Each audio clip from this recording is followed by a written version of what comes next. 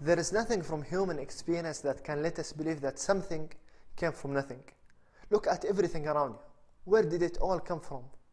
Imagine if we're traveling through the natural surroundings of the beautiful desert and we stumble across this mobile phone just lying there on the sand, and you ask yourself where it came from. Someone tells you, take a look at the basic components of this mobile phone. You've got the outer plastic and you've got the silicon chips inside.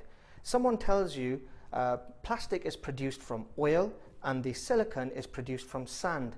And it's then explained to you that over the course of millions of years, the oil beneath the deserts caused to rise and merge with the sand, and through the heat of the sun and the heavy desert winds and strikes of lightning, these extraordinary events caused the creation of the mobile phone to occur.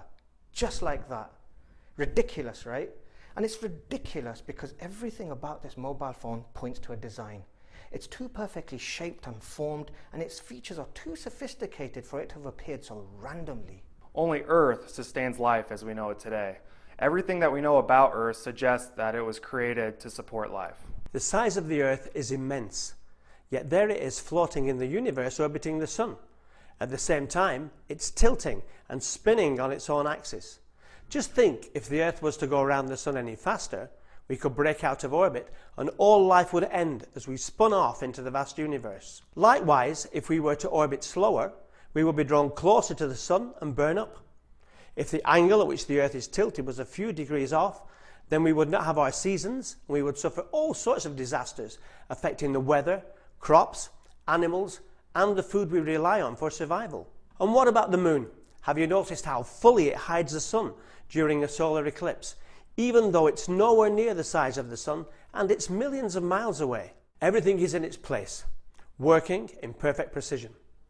Can you imagine what levels of calculations are required to achieve this level of precision?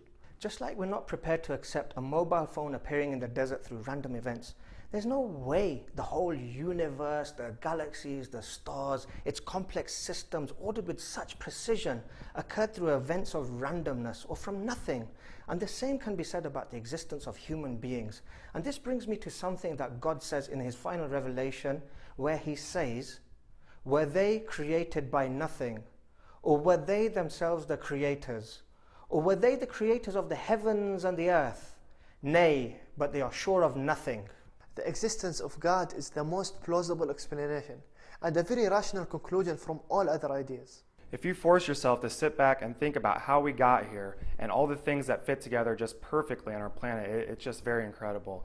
Just our atmosphere alone, the reason we can breathe is because the nitrogen and the carbon dioxide and the oxygen just fit together perfectly. All the things from all the different landscapes, from the mountains to the jungles, to the deserts, to the oceans, all the different kinds of animals and different kinds of fish. You just have to come to one conclusion, and the conclusion for me, and obviously many other people, is that there's one supreme being or supreme intelligence that created everything. And once you come to this conclusion, you have to believe that he controls everything. And for me, it's just very, very soothing and comforting knowing this. It's perfectly rational and reasonable to link what we see in the design and the reality of order with intelligence, power, and will.